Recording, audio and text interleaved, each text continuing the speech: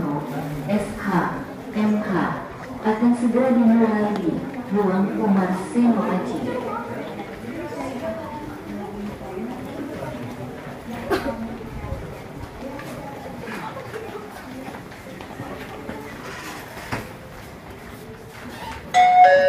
Sidang perkara perdata nomor 155 PDPY 2025. Ya poinnya itu ada kekilapan hakim yang nyata dalam dia mengambil putusan itu. Termasuk putusan MK atau yang termasuk putusan yang di PN Solo kemarin yang terus dibatalkan oleh Pengadilan Tinggi yang pada waktu di Solo kan dia diputus dengan Undang-Undang tahun 46 itu tentang membuat keonaran yang akhirnya di tingkat Pengadilan Tinggi dibatalkan hingga akhirnya Pengadilan Tinggi Semarang mengadili sendiri hingga putusan yang berbeda dengan yang didakwakan dengan putusan yang di Solo, yaitu dengan Undang-Undang IT.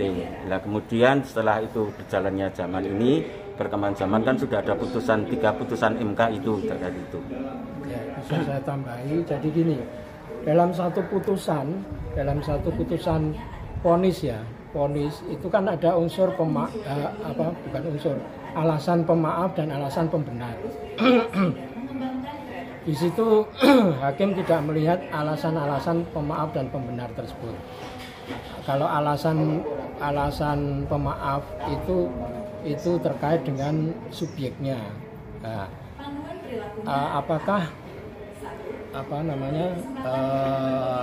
perbuatan yang dilakukan itu bisa dimaafkan berdasarkan hal-hal yang sudah tercantum di dalam undang-undang. Nah, selama ini unsur-unsur pemaaf dan alasan pembenar itu hanya ada yang diterapkan, itu hanya ada di KUHP. Nah, sedangkan di dalam kehidupan nyata itu ternyata ada undang-undang yang lain atau selama ini ya kalau dari sisi pemerintah sendiri mungkin kurang begitu menerapkannya setengah hati gitu. Karena apa? Karena di di Indonesia itu sudah meratifikasi Kovenant internasional itu mengenai hak asasi manusia yang berkenaan dengan hak misalnya penyiaran dan sebagainya, mengeluarkan pendapat dan sebagainya. Itu melalui Undang-Undang Nomor 12 tahun 2005. Nah, begitu jauhnya undang-undang itu sudah diundangkan, tapi penerapannya banyak sekali yang tidak sesuai dengan undang-undang itu. Artinya bahwa hakim selalu melihat bahwa tidak ada alasan pemaaf dan alasan pembenar itu diterapkan dan hanya melihat pada alasan pembenar dan alasan pemaaf yang ada di dalam KUHP saja.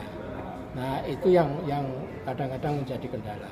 Makanya kita tulis di dalam memori kasasi itu, memori PK itu bahwa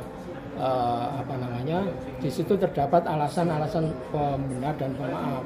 Artinya begini, seorang yang melakukan mubahalah itu adalah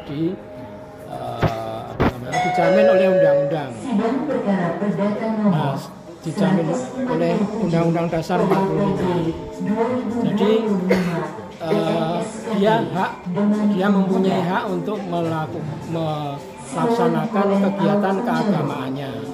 Nah, di dalam kegiatan keagamaan itu yang tidak dilarang oleh undang-undang itu menjadi bagian dari alasan-alasan pembenar dan pemaaf di luar dari KUHP. Itu intinya seperti itu.